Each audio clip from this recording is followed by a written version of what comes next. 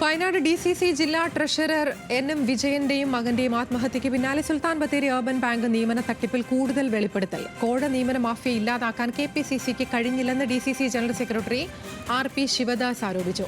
കോഴ മാഫിയയ്ക്ക് കൂട്ടുനിൽക്കാത്തതിനാൽ തന്നെ പാർട്ടിക്കാർ കള്ളക്കേസിൽ കുടുക്കിയെന്നും RP ശിവകുമാർ പറയുന്നു. സംസ്ഥാന നേതൃത്വത്തെ പലതവണ ഇക്കാര്യം അറിയിച്ചെന്നും വിമർശനം.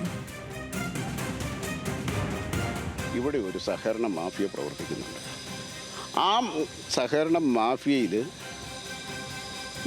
കോൺഗ്രസ് മാത്രമല്ല, CPMൻ്റെ ചില ആളുകളും സഹകരണ വകുപ്പിലെ അക്കാലങ്ങളിലുണ്ടായിരുന്ന ഉദ്യോഗസ്ഥരും ആ സഹകരണ മാഫിയയുടെ കണ്ണികളായിട്ടുണ്ട്. ഞാനിത് നിരവധി തവണ ആ കാലം മുതലുള്ള എല്ലാ KPC പ്രസിഡന്റുമാരെയും ഈ വിഷയങ്ങൾ ധരിപ്പിച്ചിട്ടുള്ളതാണ്. അപ്പോൾ അതൊന്നും വേണ്ട രീതിയിലുള്ളൊരു നടപടിയും ഒക്കെ ഉണ്ടായിരുന്നുവെങ്കിൽ വിജയനും മകനും ആത്മഹത്യ ചെയ്യേണ്ടി വരില്ലായിരുന്നു. മുല്ലപ്പള്ളിയുടെ വീട്ടിൽ പോയി ഞാനും എൻ്റെ ജില്ലയിലെ 2 ഉന്നത നേതാക്കളും ഈ സഹകരണ മേഖലയിലുള്ള അഴിമതിയെപ്പറ്റി സംസാരിച്ചിട്ട് ചൊരം കയറിയില്ല. ആ സമയത്ത് വീട്ടിലെത്തുന്നതിന് മുമ്പ് എൻ്റെ പേരിൽ വ്യാജക്കത്ത് വന്നു. IC ബാലകൃഷ്ണൻ KE വിനയൻ അടക്കമുള്ളവർ പൈസ വാങ്ങിയെന്നും പറഞ്ഞ് ഒരു വ്യാജക്കത്ത് എൻ്റെ പേരിലിറങ്ങി. ഞാനത് പിറ്റേ തന്നെ അത് നിഷേധിക്കുകയും ചെയ്തു. ഞാൻ അങ്ങനെ ഇവർ പൈസ വാങ്ങി ഞാനിതൊന്നും കണ്ടിട്ടില്ല. ആരൊക്കെ പൈസ വാങ്ങി എന്നുള്ളത് എനിക്കറിയില്ല. ഞാനത് കണ്ടിട്ടുമില്ല, ഞാൻ കൊടുത്തിട്ടില്ല, ഞാൻ ആരോടും വാങ്ങിയിട്ടുമില്ല. പക്ഷേ മാഫിയ ഉണ്ടെന്നുള്ളത് അത് എൻ്റെ അനുഭവത്തിൽ നിന്ന് തന്നെ എനിക്ക് അപ്പോഴാണ് പിറ്റേ ദിവസം എനിക്കെതിരെ ഒരു കള്ളക്കേസ് വരുന്നത്. വിശദാംശങ്ങളുമായി രതീഷ് വാസുദേവനുണ്ട്. രതീഷ്, ഈ വയനാട്ടിലെ ബാങ്ക് നിയമന തട്ടിപ്പുമായി ബന്ധപ്പെട്ട് വലിയ ദുരൂഹത ഒക്കെ നിലനിൽക്കുന്ന സമയത്താണ് ഇത്തരത്തിൽ KPCCക്കെതിരെ വലിയ വിമർശനം വരുന്നത്. അതിന് തീർച്ചയായും നമുക്കറിയാം, NM വിജയൻ്റെ ആത്മഹത്യയുമായി ബന്ധപ്പെട്ട് വലിയ വിവാദങ്ങളാണ് കോൺഗ്രസിൽ ഉടലെടുത്തിരിക്കുന്നത്. ബാങ്ക് നിയമനത്തിൽ കോഴ വാങ്ങിയെന്നുള്ള ആക്ഷേപമാണ് വിവിധ കോണുകളിൽ നിന്ന് വരുന്നത്.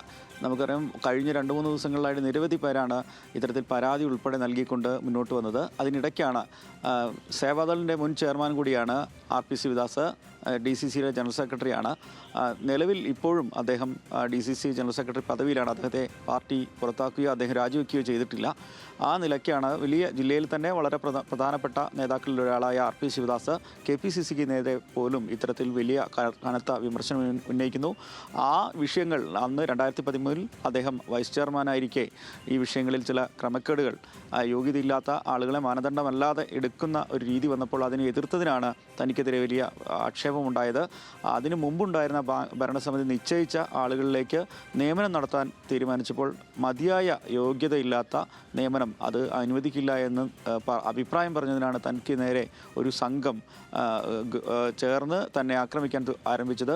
താനിത് ആ ഘട്ടത്തിൽ തന്നെ KPCCയുടെ പ്രസിഡന്റ് ഉൾപ്പെടെയുള്ള ആളുകൾ, ഉയർന്ന KPCCയുടെ നേതാക്കൾ ഉൾപ്പെടെയുള്ളവരോട് നേരിട്ടും അല്ലാതെയും ഒക്കെ തന്നെ അറിയിച്ചതാണ്.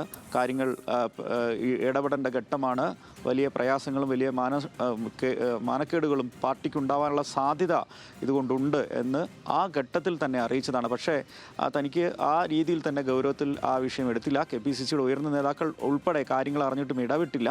അതാണ് കാര്യങ്ങൾ വഷളാക്കിയത്. ഈ 10 കൊല്ലം കഴിയുമ്പോൾ NM വിജയൻ്റെയും മകൻ്റെയും ആത്മഹത്യയിലേക്ക് ഉൾപ്പെടെ നയിച്ച കാരണങ്ങളിൽ വളരെ പ്രധാനപ്പെട്ടതൊന്ന് ഇത്തരത്തിലുള്ള കോഴ പണം വാങ്ങി വിതരണം ചെയ്തതിൻ്റെ പ്രശ്നം തന്നെയാണെന്ന് അദ്ദേഹം പറയുന്നുണ്ട്. ഇത് കോൺഗ്രസ് മാത്രമല്ല, CPMലെ ചില പ്രമുഖ നേതാക്കളുടെ പിന്തുണയും സഹകരണ വകുപ്പിലെ ചില പ്രധാനപ്പെട്ട ഉയർന്ന ഉന്നത ഉദ്യോഗസ്ഥരുടെ പിന്തുണയും ഈ അഴിമതിക്ക്, ഇത്തരത്തിൽ കോഴപ്പണം വാങ്ങി ബാങ്കിൽ നിയമനം നൽകുന്ന ഈ രീതിക്ക് പിന്തുണയുണ്ട്. പ്യൂൺ പോസ്റ്റിൽ ഒക്കെ നിയമിക്കുന്നത് വലിയ പണം വാങ്ങി ഉന്നത വിദ്യാഭ്യാസമുള്ള ആളുകളെയാണ്. അത്തരത്തിൽ പ്രാഥമികമായി പോലും അങ്ങനെ എടുക്കാൻ കഴിയില്ല. ക്ലർക്ക് തസ്തികയിലേക്കാണ് നേരിട്ടെടുക്കുന്നത്. സഹകരണ നിയമം അനുസരിച്ച് അത്തരത്തിൽ എടുക്കാൻ കഴിയില്ല. ഇത്തരം നിയമങ്ങളെല്ലാം അട്ടിമറിക്കപ്പെട്ടുകൊണ്ടാണ് ഈ ബാങ്ക് നിയമനം നിർബാധം നടന്നത്, ഇപ്പോൾ നടക്കുന്നത്. ഇതിന് ഭരണ പ്രതിപക്ഷ ഭേദമില്ല. ഇതിനൊരു അത്തരത്തിൽ രാഷ്ട്രീയ ഭേദമില്ലാതെ ഈ അഴിമതി വ്യാപിക്കുന്നു. അതിന് ഭരണത്തിൻ്റെയും ഒക്കെ പിന്തുണ കോൺഗ്രസിൻ്റെ അല്ലെങ്കിൽ UDFൻ്റെ ഈ ഭരണസമിതിക്കൊക്കെ ലഭിച്ചു. ലഭിച്ചിട്ടുണ്ട് എന്ന വലിയ ആരോപണമാണ് ആർ പി ശിവദാസ് ഉയർത്തുന്നത്.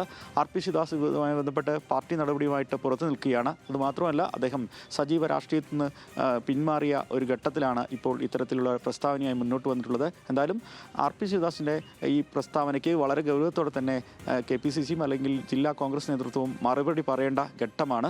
അത്തരത്തിൽ ഇത് വലിയ രീതിയിൽ ചർച്ചയാവുമെന്ന് ഉറപ്പാണ്. വരും ദിവസങ്ങളിൽ വലിയ വിവാദം ഇതുമായി ബന്ധപ്പെട്ടുണ്ടാവും. കൂടുതൽ പേർ ഒരുപക്ഷെ ഇത്തരം കാര്യങ്ങൾ തുറന്നു പറഞ്ഞുകൊണ്ട് രംഗത്ത് വരുന്നത് വയനാട് DCCക്കും അതുപോലെ തന്നെ കോൺഗ്രസിൻ്റെ KPCC ഉൾപ്പെടെയുള്ള സമിതികൾക്കും അല്ലെങ്കിൽ പാർട്ടിക്കും വലിയ ബാധ്യത, ഉത്തരം പറയേണ്ട ബാധ്യതയിലേക്ക് വരും. ഇതിൻ്റെ ഇടയ്ക്ക് NM വിജയൻ്റെ സാമ്പത്തിക ബാധ്യത തന്നെയാണ് അദ്ദേഹത്തിൻ്റെ ആത്മഹത്യയിലെ ഒരു ഘടകം എന്ന് ആ രീതിയിൽ അദ്ദേഹത്തെ സമ്മർദ്ദത്തിലാക്കിയിരുന്നു എന്ന കണ്ടെത്തലാണ് പോലീസ് പ്രാഥമികമായി കണ്ടെത്തിയിട്ടുള്ളത്. അതുമായി ബന്ധപ്പെട്ട് ബാങ്ക് ഇടപാടുകൾ ഉൾപ്പെടെ പരിശോധിക്കുന്ന ഘട്ടത്തിലാണ് അന്വേഷണ സംഘം. ആ ഘട്ടത്തിലാണ് DCCയുടെ പ്രധാനപ്പെട്ട ആളായിരുന്ന സേവാദൾ ചെയർമാനായിരുന്ന ആർ പി ശിവദാസിൻ്റെ ഇത്തരത്തിലുള്ള ഗൗരവമായ രൂക്ഷമായ KPCC നേതൃത്വത്തെ ഉൾപ്പെടെ പ്രതിക്കൂട്ടിലാക്കുന്ന തരത്തിലുള്ള ഇത്തരത്തിൽ ഒരു ആരോപണ രംഗത്ത് വന്നിരിക്കുന്നത്. വരും ദിവസങ്ങളിൽ സ്വാഭാവികമായിട്ടും പ്രതീഷ് അതുതന്നെയാണ്. ഇത് ആരാണ് പറയുന്നത് എന്നുള്ളതാണ്. ഈ DCC ജനറൽ സെക്രട്ടറിയാണ് ഇത്തരത്തിൽ ഒരു ആരോപണം, അതിരൂക്ഷമായ ആരോപണം ഉന്നയിക്കുന്നത്. അതെന്താണ് പറയുന്നത്? 2013 തൊട്ട് ഇത്തരം നിരവധി ക്രമക്കേടുകൾ ശ്രദ്ധയിൽപ്പെടുന്നു. ഇതൊക്കെ നേതൃത്വത്തെ അറിയിക്കാൻ ശ്രമിച്ചു, അല്ലെങ്കിൽ നേതൃത്വത്തോട് ഇതിലൊക്കെ കൃത്യമായ ഇടപെടലുകൾ നടത്താൻ ആവശ്യപ്പെട്ടു, എന്നിട്ടും അതിലൊന്നും ഒരു അനക്കവും ഉണ്ടായില്ല എന്നുള്ളതാണ്. KPCC എങ്ങനെ പ്രതിരോധിക്കും ഇതിനെ?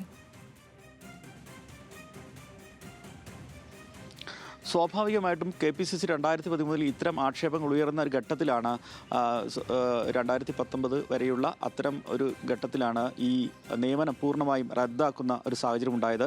ഈ വിവാദങ്ങൾ ഉയർന്നതിന് ശേഷമാണ്, ഈ ആക്ഷേപങ്ങൾ ഉയർന്നതിൻ്റെ ഭാഗമായാണ് KPCC ഒരു അന്വേഷണ സമിതിയെ വയ്ക്കുന്നത്. ഈ അർബൻ ബാങ്കിലെ ക്രമക്കേടുകൾ സംബന്ധിച്ച് വലിയ പരാതികൾ അന്ന് മുഴുവൻ വയനാട്ടിലെ മുഴുവൻ മണ്ഡലം കമ്മിറ്റികൾ ഉൾപ്പെടെ, കോൺഗ്രസിൻ്റെ മണ്ഡലം ബ്ലോക്ക് കമ്മിറ്റികൾ ഉൾപ്പെടെ ഈ പരാതിയുമായി രംഗത്ത് വന്നു. ആ ഘട്ടത്തിലാണ് KPCC ഒരു അന്വേഷണ കമ്മിറ്റിയെ വെച്ചത്. അന്ന് T സിദ്ദിഖ് ഉൾപ്പെടെയുള്ളവരുടെ നേതൃത്വത്തിലാണ് ആ കമ്മിറ്റി ഉണ്ടായിരുന്നത്. ആ കമ്മിറ്റിയിൽ സ്വാഭാവികമായിട്ടും ഈ ഭരണ നേതൃത്വത്തിൻ്റെ അല്ലെങ്കിൽ അർബൻ ബാങ്ക് ഭരണസമിതി UDFൻ്റെ ഭരണസമിതിയിൽ പോരായ്മകളില്ല എന്ന് കണ്ടെത്തുകയും ഇത്തരത്തിൽ പൊതുജന മധ്യത്തിൽ പാർട്ടിയെ മോശമായി ചിത്രീകരിക്കാൻ ഇടയാക്കി എന്ന രീതിയിൽ അന്നത്തെ ചെയർമാനായിരുന്ന ഡോക്ടർ സണ്ണിയെയും അതുപോലെ തന്നെ രണ്ട് കോൺഗ്രസ് പ്രവർത്തകരെ, നേതാക്കളെയാണ് അന്ന് നടപടിയെടുത്ത് പുറത്താക്കി. ആ പ്രശ്നം അങ്ങനെ അവസാനിപ്പിക്കുകയായിരുന്നു. കൂടുതൽ ഗൗരവമായ പരിശോധനകളിലേക്ക് അത് പോയിട്ടില്ല. ഇതിൻ്റെ സാമ്പത്തിക വഴികളെക്കുറിച്ച് പരിശോധിച്ചില്ല. അങ്ങനെ ആ വിഷയത്തെ വളരെ നിസ്സാരമായി എടുക്കുകയും ആ രീതിയിൽ പാർട്ടിക്ക് മുഖമിനുക്കുന്ന രീതിയിൽ ഈ പ്രശ്നം അവസാനിപ്പിക്കുകയാണ് KPCC അന്ന് ചെയ്തത്. അതുതന്നെയാണ് ഇപ്പോൾ ഈ ആക്ഷേപം ഉയർന്ന ഘട്ടത്തിൽ നേതാക്കൾ പറയുന്നത്. അന്ന് പരിഹരിച്ച 2019 തന്നെ പരിഹരിച്ച KPCC ഇടപെട്ട് പരിഹരിച്ച ഒരു പ്രശ്നത്തിൻ്റെ ഭാഗമായ ആരോപണങ്ങളാണ് ഇപ്പോൾ പഴയ കരാർ ഉടമ്പടികളുമായിട്ട് മുന്നോട്ട് വരുന്നത്. ഇത് പാർട്ടിയെ കരുതേച്ച് കാണിക്കാനാണ്, നേതാക്കളെ കരുതേച്ച് കാണിക്കാനാണെന്ന ആക്ഷേപവുമായി വരുന്നത്. പക്ഷേ പ്രധാനപ്പെട്ട നേതാക്കൾ ഉൾപ്പെടെ വീണ്ടും ആ വിഷയങ്ങൾ ഉയർത്തി കാണിച്ചുകൊണ്ട് രംഗത്ത് വരുമ്പോൾ എത്തരത്തിലായിരിക്കും KPCCക്ക് അല്ലെങ്കിൽ ജില്ലാ കോൺഗ്രസ് നേതൃത്വത്തിന് ഇത് പ്രതിരോധിക്കാൻ കഴിയുക എന്നത് സംശയമാണ്.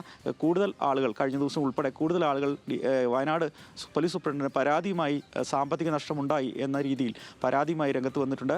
പല പ്രാദേശിക നേതാക്കളും ജില്ലാ നേതാക്കളുമായിട്ട് നേരിട്ട് കരാർ ഏർപ്പെട്ടതിൻ്റെ രേഖകൾ ഉൾപ്പെടെ കാണിച്ചുകൊണ്ടാണ് അവർ പരാതി നൽകിയിരിക്കുന്നത്. അതൊക്കെ വരും ദിവസങ്ങളിൽ പ്രതിരോധിക്കാൻ കോൺഗ്രസിന് വല്ലാതെ പാടുപെടേണ്ടി വരുമെന്ന് ഉറപ്പാണ്. വലിയ വിവാദങ്ങളിലേക്ക് പോകുന്നു. കൂടുതൽ ആളുകൾ പരാതിയുമായി വരുന്നു. സ്വാഭാവികമായും CPM ഇത് രാഷ്ട്രീയമായി ഉപയോഗപ്പെടുത്തും. കൂടുതൽ ആളുകൾക്ക് പരാതി നൽകാനുള്ള ആ ശ്രമത്തിനൊക്കെ വലിയ പിന്തുണ CPMൻ്റെ ഭാഗത്തുനിന്നുണ്ടാവും.